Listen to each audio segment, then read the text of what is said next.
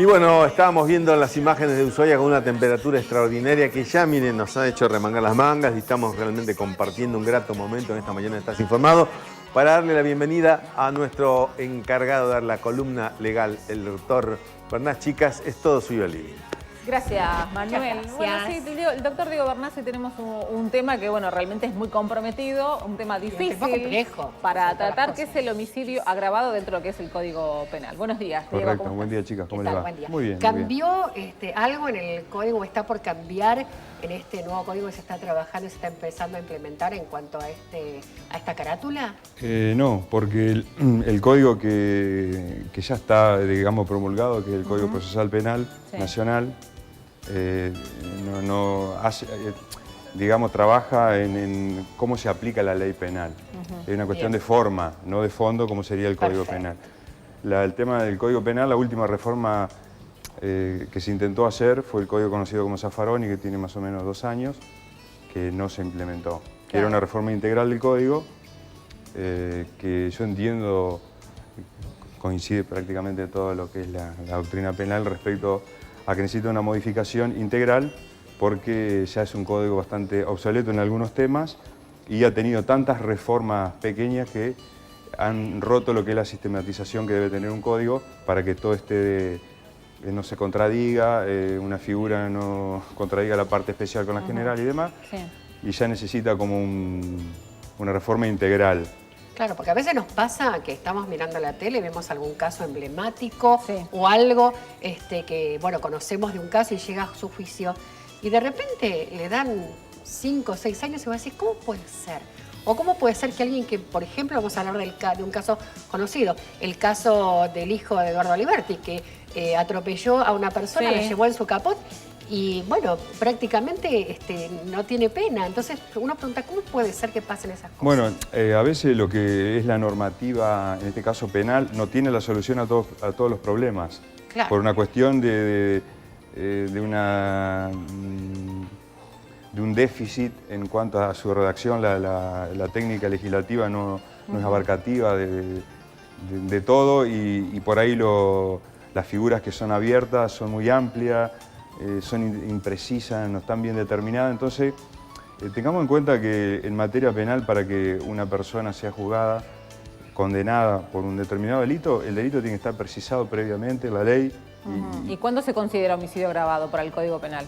Bueno, el homicidio agravado, estamos hablando del artículo 80 del Código Penal y sus respectivos incisos. Homicidio agravado, hay distintos tipos de homicidio agravado. Bien. Uno de los más importantes, que lo estuvimos tratando inclusive en el bloque pasado, es el tema del femicidio. El femicidio. Claro, que ese es un homicidio agravado, Sí. que tiene pena de prisión perpetua. Bien. Otros homicidios agravados, cuando se reformó que apareció la figura del femicidio, que si bien no se llama femicidio en el código, pero se entiende que Claro, doctrinariamente uno pone ese nombre es esa figura, claro, exactamente. Había en el inciso primero, decía que el que mataba a su ascendiente, descendiente, cónyuge, Ahí hablamos agregó. del infanticidio también. Sí, ahora vamos a... Claro, dentro de lo que es descendiente entraría la figura del infanticidio, que bueno, que también tiene sus particularidades, ¿no? Sí. Pero agregó, es cónyuge, es pareja, convivan o no convivan. Esto fue una ampliación que hizo a esta figura, que terminaba en cónyuge, ascendiente, descendiente y cónyuge. Ahora agregó, es cónyuge, pareja, tengan una relación de convivencia o no. O sea, amplió que es una cobertura para, más que nada, si bien al decir pareja puede ser de ambos sexos, pero está más direccionado a la protección de la mujer. A la protección de la mujer, claro. En ese sentido, todas las reformas que ha habido están dirigidas a eso, ¿no? Y sobre todo con la implementación de la figura del femicidio, que da un claro ejemplo de a qué se está apuntando. ¿Cuál es la pena? La pena es prisión perpetua. Perpetua. Sí. Bien. Sin indulto, sin ningún tipo de... No, es prisión perpetua.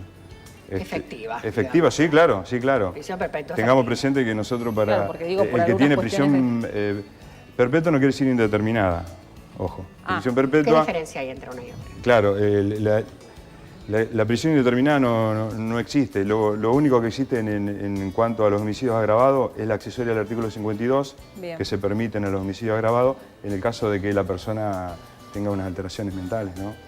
Entonces, hasta que cese el peligro para sí o para tercero, va a permanecer detenido. O sea, en un establecimiento adecuado para la patología que tenga, ¿no?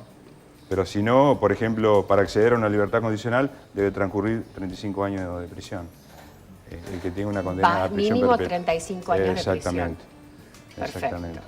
En cuanto a, bueno, para llegar a calificar algo como homicidio agravado, obviamente hay pruebas, hay testigos. Claro, el homicidio agravado, ¿qué quiere decir?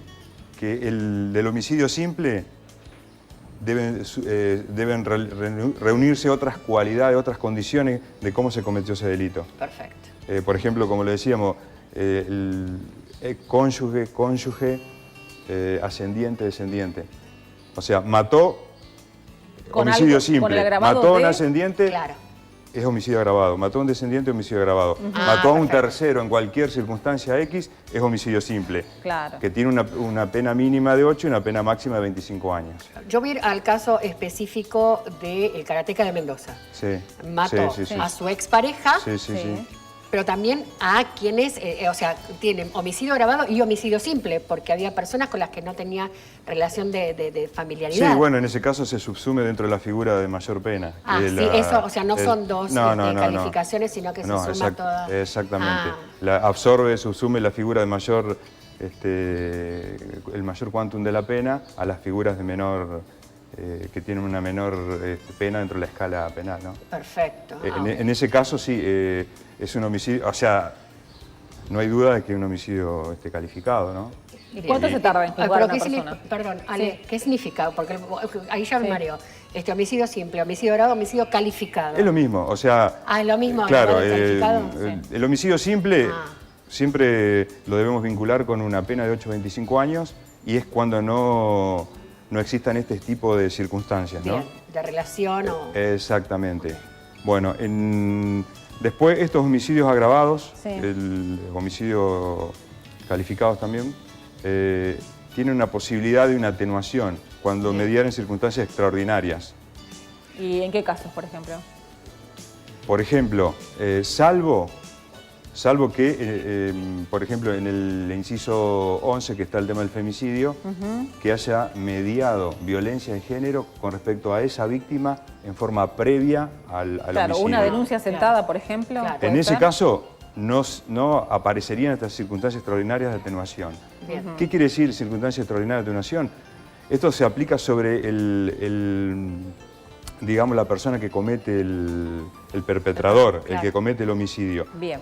Circunstancias atenuantes, extraordinaria de atenuación. La otra vez lo mencionamos, el caso de Romina Tejerina, que Claro, fue claro, exacto. bueno, fue un caso de infanticidio. De infanticidio. Claro. Sí, sí, sí. Bueno, en ese caso hubo, ¿por qué? Porque ella lo hizo para ocultar la vergüenza, también dijo que Hubo fue, una causa que fue antes de- violada. Claro, Entonces, claro. bueno, ella creo que Sí. tuvo 14 años de prisión, Claro. siendo que para la figura de antemano, en forma abstracta, estábamos hablando de un homicidio agravado, Agravado, con prisión perpetua. Y Bien. fíjense que tuvo una prisión de 14 años. Claro, ¿Por se- qué? se Porque se acortó la aplicaron... pena exactamente. por este atenuante que usted está Exactamente, mencionando. la circunstancia extraordinaria de Sí. atenuación. Que es lo que hablamos, que por ahí el código lo que debería volver a lo que estuvo en un momento hasta el año 80 y pico, que Sí. estuvo la figura del infanticidio, Bien. con todas las características que Que particulares. Cosa de que no deba someterse a ver si hubo circunstancia extraordinaria de atenuación o no, sino que esté tipificada en forma particular en qué caso se daría el infanticidio, que tiene atenuantes, porque realmente la mujer sufre en el estado puerperal sufre una alteración depresión psicológica, ¿no? Te hago Bien. muy cortita, porque justamente estamos hablando de homicidios. En el caso de este chiquito de 13 años, que en defensa de su madre mató a un ladrón, ¿cómo sería la carátula? ¿Es homicidio simple o en Sí, defensa lo que propia? pasa es que acá ten en cuenta que él es inimputable. Bien, Porque ah, Porque es tiene menor de 13 edad. años, Porque es tiene menor 13 de edad. años. O sea, él O sea, no es se- menor de edad y no es encima punible- defendió a su madre. No es punible de una... Del- Sí, en ese caso él Sí. tendría una causa de justificación por el artículo 34 del Código, que habla de que el que defendiere la vida de un tercero, o los derechos de un tercero, que en este caso sería la madre. Pero bueno, eso no se llegaría a ese análisis porque ella es inimputable al Absolutamente tener por ser ser menor de edad. no le cabe la ley penal, digamos. Bueno, ¿no? muchísimas Gracias, gracias. No, por Diego, favor, muchísimas El próximo gracias. Gracias a martes, otro tema. El próximo martes podríamos hablar de justamente la perimetral que está tanto Sí, sí, dando vueltas. perfecto, así que ningún problema. al final se está desdibujando absolutamente Y los sí, casos tal cual, reales. porque se pierde la seriedad que realmente tiene. Exactamente. Bueno, Porque vamos a hablar de eso, estamos en la entonces. banalidad y estamos con casos que terminan en femicidio. homicidio. Exactamente. Perfecto. Vamos a hablar de esto entonces. Ningún Manu problema. tiene una importante comunicación telefónica y lo vamos a escuchar. Exacto. Afortunadamente, tiro la caña y revuelvo. ¿Por qué? Porque vamos a hablar telefónicamente con el ingeniero Santiago Lesta para hablar, porque hoy se inicia justamente la temporada de pesca, así que le damos la bienvenida y lo saludamos afectuosamente. ¿Cómo le va, Lesta? Un placer.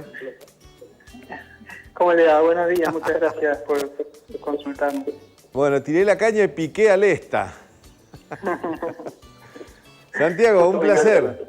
Realmente qué gusto compartir con vos este momento, tal cual como lo anunciamos en su momento hace unos días atrás, ¿no? Cuando nos encontramos, bueno, había que informar cosas y cambios que hay al respecto de esta nueva temporada. Sí, tal cual. Bueno, ¿con qué nos vamos a encontrar en esta temporada? ¿Con qué cambios?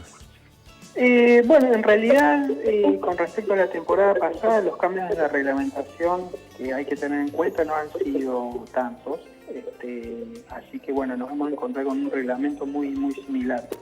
Lo que sí, bueno, es importante recordarle a todos los pescadores, tanto los que ya practican la actividad habitualmente como los nuevos pescadores que se agregan, que se incorporan, la importancia de contar con el permiso de pesca al momento de que estén practicando la actividad y lo solicite ya sea un inspector de pesca o algún agente de alguna fuerza que esté colaborando con la fiscalización. Y bueno, la reglamentación establece el inicio de la temporada a partir del día de hoy, hasta el 1 de mayo del año que viene. A partir del 1 de abril va a ser de devolución obligatoria en todos los ámbitos. Y bueno, hay algunos ambientes que continúan vedados hasta el 1 de enero del año que viene, como son, por ejemplo, en el caso de la zona sur, los afluentes alfanianos, como el río Turbio, el río Valdés, el río Tuerto, Milna, el río Palacios. Todos estos ámbitos todavía se está terminando la etapa de reproducción de una de las especies, la chicha arcoíris, así que continúan protegidos con esta medida que es la prohibición de pesca hasta el 1 de enero, después ahí ya se va a poder pescar. Y bueno, después hay otras medidas establecidas en el reglamento que están todas informadas en la cartilla que se le entrega al pescador cuando adquiere su permiso de pesca. Sí. También al respecto de los carnets, quería preguntarle, sé que ahora los menores van a tener que sacar el carnet, ¿no? Sí, los menores de 12 años hay un permiso sin cargo, ¿sí? Como también hay un permiso sin cargo para los jubilados, mayores de 65 años, pensionados y personas con capacidades diferentes. Estos todos tienen permiso sin cargo. Después los permisos que son con cargo son el permiso de residente de temporada, que cuesta 320 pesos, tuvo un pequeño incremento de un 30% respecto a la temporada pasada. Esto por razones lógicas de que aumentan los gastos operativos y las necesidades que cuenta, digamos, que tiene el área para realizar las distintas actividades y la fiscalización. Así que este permiso de residente de temporada va a costar 320 pesos. Ajá. Y también hay un permiso que, digamos, para promocionar la actividad entre los menores, que es para menores de entre 3 y 17 años de edad, que tiene un valor de 80 pesos. Es muy bajo, pero bueno, es importante. También en este caso es obligatorio que cuenten con el permiso para poder pescar.